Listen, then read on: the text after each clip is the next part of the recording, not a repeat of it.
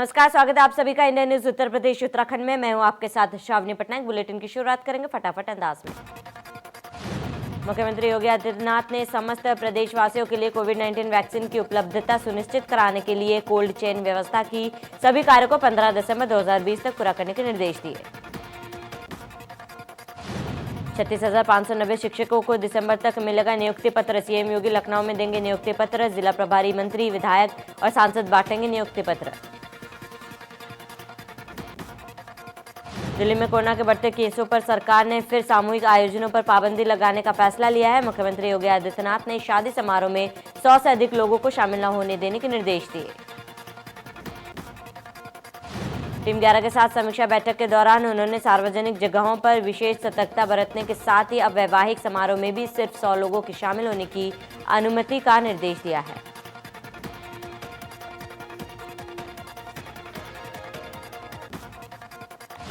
लखनऊ में पुलिस झंडा दिवस पर राजभवन में फ्लैग पेन का आयोजन किया गया। इस दौरान नितेश चंद्र अवस्थी ने राज्यपाल स्मृति चिन्ह भेंट किया है।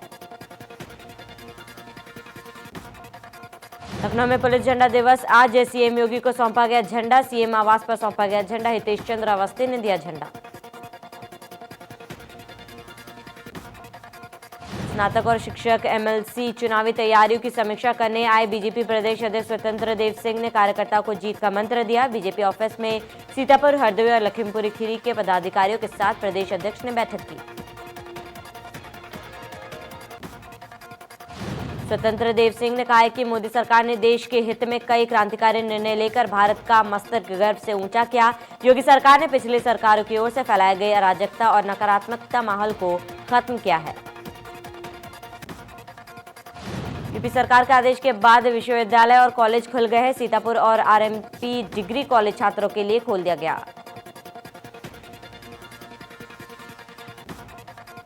उन्नाव में लॉकडाउन के चलते करीब 8 माह से छत्रपति शाहजी महाराज कानपुर यूनिवर्सिटी से संबंध कॉलेजों में भी शैक्षणिक कार्य ठप पड़ा था, जिससे छात्र छात्राओं की पढ़ाई का बड़ा नुकसान हुआ था। कोरोना संक्रमण में कोविड प्रोटोकॉल के तहत अब कॉलेजों में क्लास लगने जा रही है।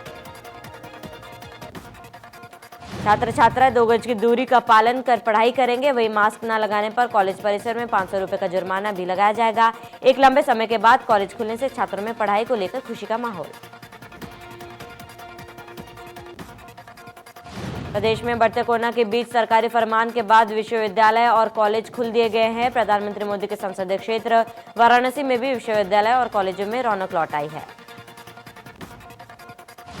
सोशल डिस्टेंसिंग के साथ वाराणसी के तमाम कॉलेजों में पढ़ाई शुरू हो गया है। काशी हिंदू विश्वविद्यालय के साथ ही यूपी कॉलेज, महात्मा गांधी काशी विद्यापीठ, लंपुनानंद संस्कृत विश्वविद्यालय छात्रों से चहल पहल से गुलजार हो गया।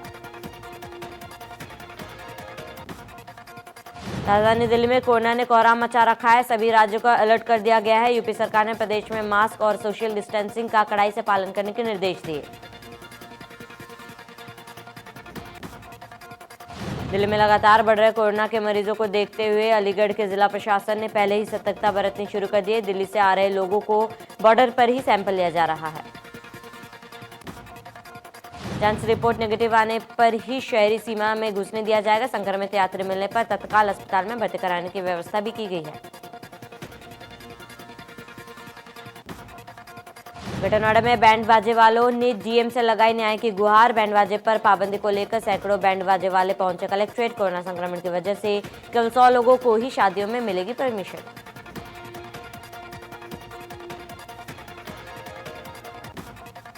एक बार फिर कोरोना मरीजों की संख्या लगातार इजाफा हो रहा है। संख्या में हो रही बढ़ोतरी को देखते हुए गाजियाबाद डीएम ने आदेश दिया है कि शादी समारोह में अब सिर्फ 100 लोग ही शामिल हो पाएंगे।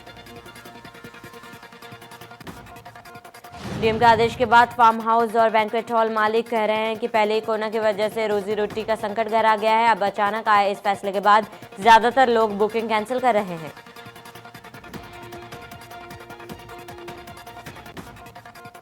लखनऊ में संविदा बहाली की मांग पर बैठे शिक्षक की तबीयत बिगड़ी। पिछले 3 दिनों से नहीं खा रही थी खाना। खराब हालत में सिविल अस्पताल में कराया गया भर्ती। सैकड़ों की तादाद में अपनी मांगों को लेकर अड़े शिक्षक।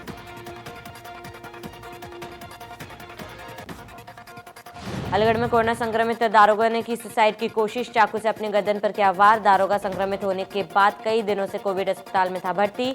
लड़खड़ाकर चलने के बाद गिरने से लगी थी सिर में चोट। स्वास्थ्य विभाग की टीम ने मौके पर पहुंचकर दरोगा को कराया इलाज के लिए भर्ती।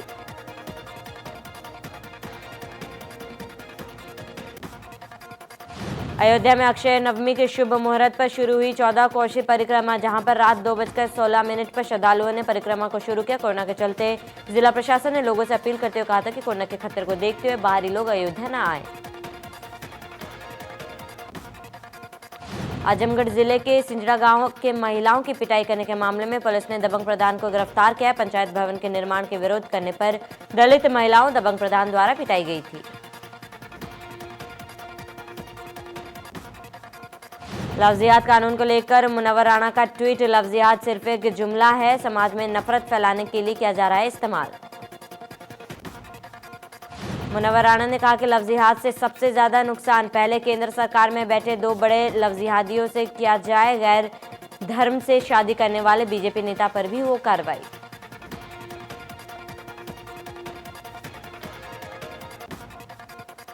गोरखपुर में आबकारी विभाग ने सूचना के आधार पर नरसिंहपुर में छापेमारी की। आरोपी पने घर में किराने की दुकान के आड़ में नकली शराब बनाता था और ढक्कन सप्लाई करता था। पकड़े गए शख्स प्रमोद कुमार के पास से 8000 देसी शराब के ढक्कन और 375 विदेशी शराब के ढक्कन मिले हैं। मुरादाबाद में संदिग्ध परिस्थिति में कर्मचारी की मौत की सूचना से परिजनों में मचा कोहराम। पानी के टैंक में पड़ा मिला कर्मचारी का शव। परिजनों ने हत्या कर शव फेंकने का लगाया आरोप। गढ़नोड़ा पुलिस पर लगा एक तरफा कार्रवाई का आरोप। 9 नवंबर को कुछ दबंगों ने रास्ते में एक युवक के साथ मारपीट की थी। उसके बाद युवक गंभीर रूप से घायल हो गया। पीड़ित लगातार थाने के चक्कर काट रहा है।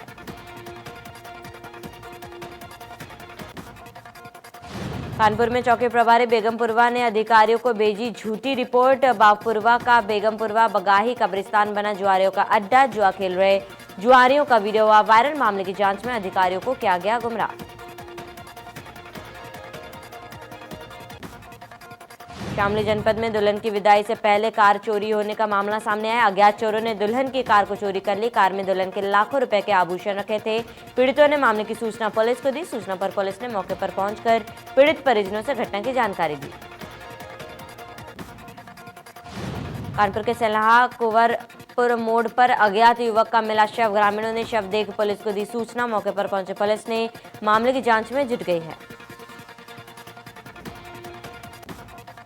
कानपुर में 25-25 हजार रुपए के इनामी 2 अभियुक्तों को नजीराबाद पुलिस ने किया गिरफ्तार। साल में दोनों अभियुक्त हत्या के मामले में चल रहे थे वंचित। पुलिस ने अभियुक्तों के पास से मृतका का मोबाइल फोन व कपड़े बरामद किए हैं। लखनऊ में शहादतगंज थाना क्षेत्र में कच्चा चौराहे पर लगी भयानक आग। पेंट की दुकान में लगी आग ने धारण किया विकराल रूप। स्थानीय लोगों ने बहुमुश्किल पर आग पर पाया काबू। पीलीभीत के गुंगचाई स्थित पशुशाला में अचानक आग लग गई, जिससे 3 मवेशी बुरी तरीके से झुलस गए। मवेशियों के शोर शराबे के बाद ग्रामीण मौके पर एकत्रित हुए और बहु मुश्किल के बाद आग पर काबू पाया। अमीरपुर के थाना चिकाशी इलाके में खेत में पानी लगाने को लेकर हुआ 2 पक्षों में विवाद। पुलिस के सामने असलहा और डंडे लिए झगड़ते दिखे लोग। असलहा और डंडे लेकर धमकाने का वीडियो वायरल। बुलंदशहर के नरोरा थाना इलाके में बदमाशों ने लूट का विरोध करने पर सराफा व्यापारी की गोली मारकर हत्या कर दी। तीनों बदमाश ग्राहक बनकर दुकान पर पहुंचे और फिर दुकान में रखे जेवरात लूटने की कोशिश की। सराफा व्यापारी ने अपनी लाइसेंसी पिस्टल निकालकर लूट का विरोध किया तो लुटेरों ने सराफा व्यापारी को गोली मार दी और तमंचे लहराते हुए फरार हो गए। लखनऊ के ठाकुरगंज में खड़ी कार में अचानक आग लगी। आग लगने से अफरा तफरी का माहौल। फायर ब्रिगेड में आग पर पाया काबू। सीतापुर के सिदोली कोतवाली इलाके में मामूली विवाद में खूनी संघर्ष। हमलावरों ने की युवक की जमकर पिटाई। हमले में एक युवक की मौत, 2 गंभीर रूप से घायल। सीतापुर के सिगोली कोतवाली इलाके में मामूली विवाद में हत्या के मामले में पुलिस ने 2 लोगों को हिरासत में लिया। मृतक का 2 भाई गंभीर रूप से घायल।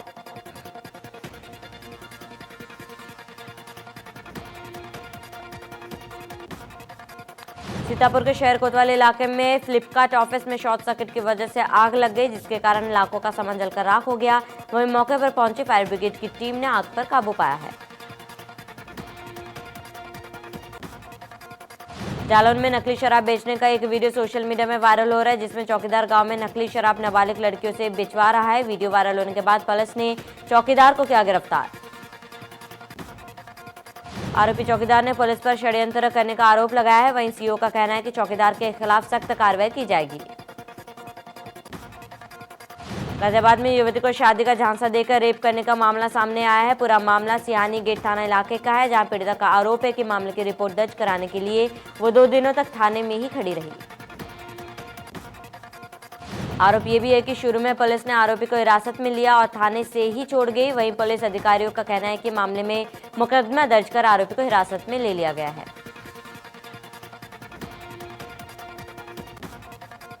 सुल्तानपुर के मोतीनगरपुर थाना इलाके में कपड़े की दुकान से बीती रात एग्जॉस्ट फैन काटकर की दुकान में घुस गए चोर। चोरों ने तकरीबन 50,000 की नकदी समेत करीब 2.25 लाख रुपए की कीमत के कपड़े लेकर फरार हो गए। अंबेडकर नगर के बसखारी थाना इलाके में शादी के दौरान 2 पक्षों में मारपीट। युवकों ने महिलाओं पर अभद्र टिप्पणी की थी, जिसका विरोध करने पर युवकों ने दलित महिलाओं को पीटा, जिसमें आधा दर्जन से ज्यादा महिलाएं घायल हो गई।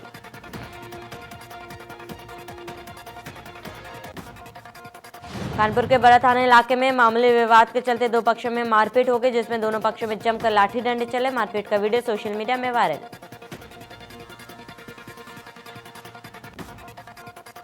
पीलीभीत में जमीन विवाद को लेकर सीओ और वकील के बीच मारपीट के मामले में गुस्साए वकीलों ने हड़ताल कर दी। जिले के 3 बार के वकीलों ने की हड़ताल। झांसी के मऊरानीपुर थाना इलाके में नेशनल हाईवे पर तेज रफ्तार बस हाईवे से नीचे गिरी, जिसमें सवार लगभग 2 दर्जन से अधिक यात्री गंभीर रूप से घायल हो गए हैं।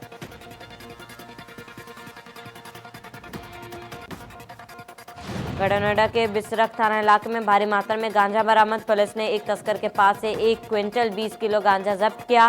गांजा बेचने वाली दिल्ली जा रही तस्कर ग्रेटर नोएडा पुलिस में पकड़ा गया। लखनऊ के मोहनलालगंज थाना इलाके में सफारी गाड़ी में अचानक लगी आग। फायर ब्रिगेड ने आग पर पाया काबू। आगरा में सीओ सदर महेश कुमार ने 2 घरों में छापा मारकर कच्ची शराब की फैक्ट्री का भंडाफोड़ किया है। पुलिस ने छापे के दौरान महिला समेत 4 शराब तस्कर को गिरफ्तार किया। कानपुर में मकान मालिक और दबंग किराएदार में दुकान खाली कराए जाने को लेकर मारपीट। मकान मालिक ने दुकान में रखा दुकानदार का सामान सड़क पर फेंका। आक्रोशित किराएदार ने अपने साथियों की मदद से मकान मालिक की जमकर पिटाई की। कौशाम्बी के चरवा थाना के काजू गांव में जमीन विवाद में 2 पक्षों में चली गोली। एक पक्ष ने दूसरे पर किया कई राउंड फायरिंग। गोली लगने से 2 लोग गंभीर रूप से घायल। जालौन में प्रशासन नकली और मिलावटी शराब बेचने वालों के खिलाफ एक्शन में नजर आई। डीएम और एसपी के नेतृत्व में अंबेडकर चौराहे पर कई ठेके पर छापेमारी की गई। डीएम ने बताया कि चेकिंग अभियान पूरे जिले में चलाया जा रहा है, जिसमें अगर कोई दुकान मालिक अवैध नकली शराब बेचता पाया जाता है तो उसके खिलाफ 304 के तहत कार्रवाई की जाएगी। गाजीपुर के गंगा ब्रिज पर भारी वाहनों पर 31 जनवरी तक रोक लगा दी गई है। ब्रिज पर 31 जनवरी तक चलेगा मरम्मत का काम। ट्रक, बस और अन्य भारी वाहनों पर रोक। बुलंदशहर में अमर शहीदों के नाम पर एक कार्यक्रम का आयोजन किया गया, जिसमें राष्ट्र प्रेमी ने सहयोग से 2100 मोमबत्तियों से भारत का नक्शा बनाने का कार्यक्रम किया। इस कार्यक्रम में वरिष्ठ पुलिस अधीक्षक संतोष कुमार सिंह मौजूद रहे। अपर पुलिस अधीक्षक शिवराम यादव समेत कई प्रशासनिक अधिकारी शामिल हुए। कार्यक्रम का मुख्य उद्देश्य लोगों में राष्ट्र प्रेम जागृत करना और युवा में राष्ट्र के प्रति संवेदनशीलता चेतना विकसित करना था। सहारनपुर में पुलिस ने एक बांग्लादेशी महिला को गिरफ्तार किया। गिरफ्तार महिला 2 दिन पहले गिरफ्तार किए गए 2 बांग्लादेशी आरोपियों में से एक की पत्नी थी।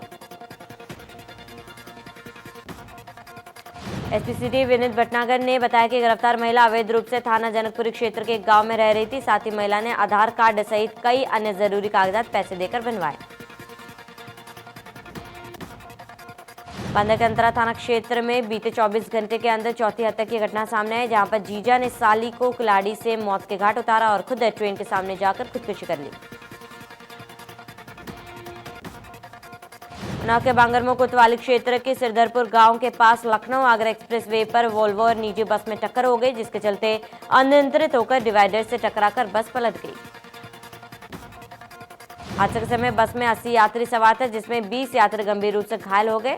ये बस दिल्ली से बहराइच जा रही थी। देवरिया सदर कोतवाली के बैंकुटपुर में दुकान में आग लगी, जिसके चलते लाखों का सामान जलकर राख हो गया। वहीं मौके पर मौजूद स्थानीय लोगों ने कड़ी मशक्कत के बाद आग पर काबू पाया।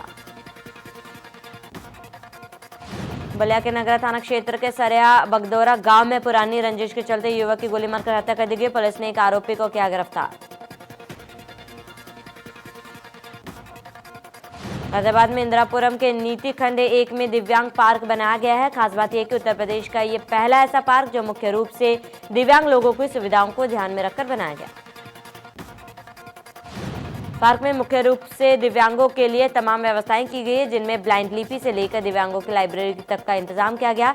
इनके खेलने और अन्य एक्टिविटी का भी ख्याल रखा गया। टिहरी गढ़वाल के देवप्रयाग विधानसभा के कांग्रेस पार्टी से पूर्व विधायक और पूर्व शिक्षा मंत्री प्रसाद नेथानी ने राज्य में स्कूलों को बंद करने की उठाई मांग। नेथानी ने कहा कि बच्चों और शिक्षकों के हित में सरकार तत्काल स्कूलों को बंद करे।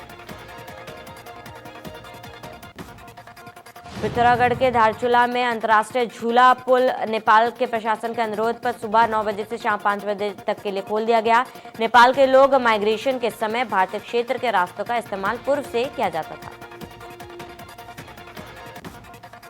मसूरी के picture palace mall road barrier से करीब 20 मीटर आगे बैरियर को लेकर तिलक रोड के व्यापारियों ने जमकर हंगामा किया। व्यापारियों ने बैरियर को हटाने की मांग की।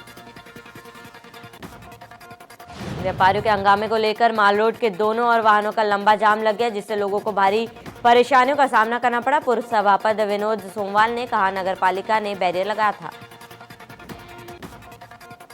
हंगामे की सूचना मिलते ही मसूरी पुलिस कोतवाल देवेंद्र असवाल के नेतृत्व में मौके पर पहुंचे और लोगों को समझा बुझाकर शांत करवाया।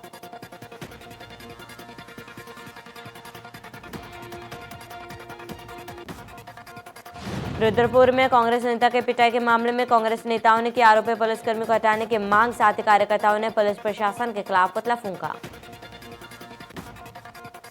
कांग्रेस कार्यकर्ताओं ने सीएम त्रिवेंद्र सिंह रावत का विरोध करने पहुंचे थे, जहां पर पुलिस ने बल प्रयोग किया। वहीं पिटाई का वीडियो सोशल मीडिया में वायरल हो गया। 3 दिवसीय वैली ऑफ वर्ल्ड का valley of words book awards के साथ समापन हुआ। केंद्रीय शिक्षा मंत्री डॉक्टर रमेश पोखरियाल निशंक के साथ अलग अलग श्रेणियों में चयनित लेखकों को पुरस्कृत किया जाएगा। इस सत्र की अध्यक्षता डॉक्टर RS ढिल्लन ने की थी, जिसके बाद डॉक्टर संजीव चोपड़ा ने कहा कि कोरोना के चलते यह उत्सव वर्चुअल प्लेटफॉर्म पर आयोजित किया गया और कामयाबी के नए आयाम छुए हैं। चमोली में बदला मौसम का मिजाज। बद्रीनाथ हेमकुंड सहित कई इलाकों में बर्फबारी से ठंड में हुआ इजाफा।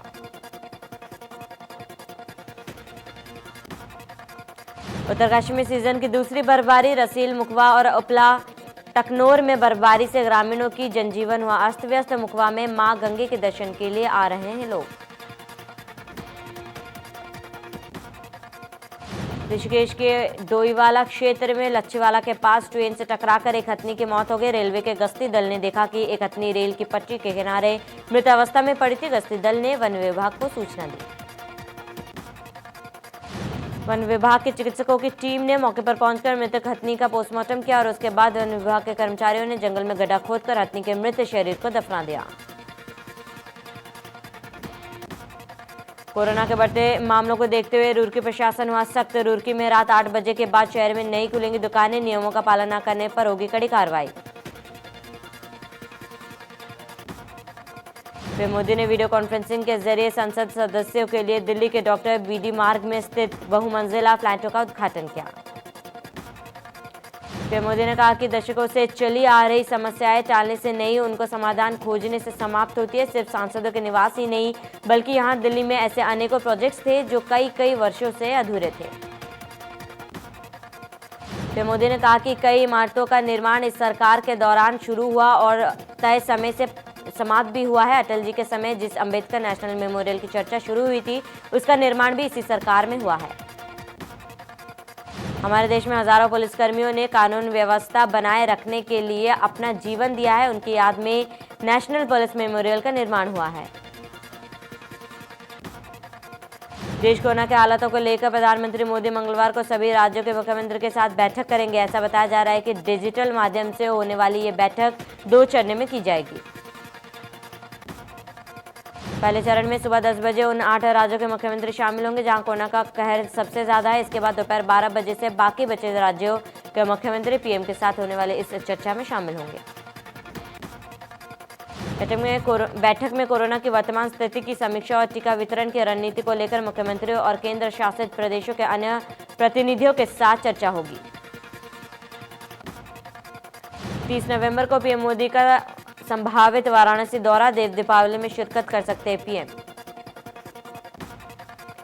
पीएम के दौरे को लेकर तैयारियों में जुटा प्रशासन। काशी विश्वनाथ कॉरिडोर का भी कर सकते हैं दौरा, एनएचएआई की परियोजनाओं का भी कर सकते हैं लोकार्पण।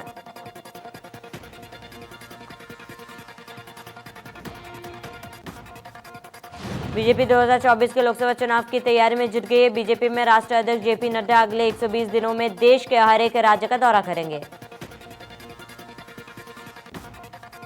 इस यात्रा के दौरान बीजेपी के अध्यक्ष सभी राज्यों में रुकेंगे और पार्टी संगठन को मजबूत बनाने की दिशा में काम करेंगे। यह अभियान 5 दिसंबर को उत्तराखंड से शुरू होगा।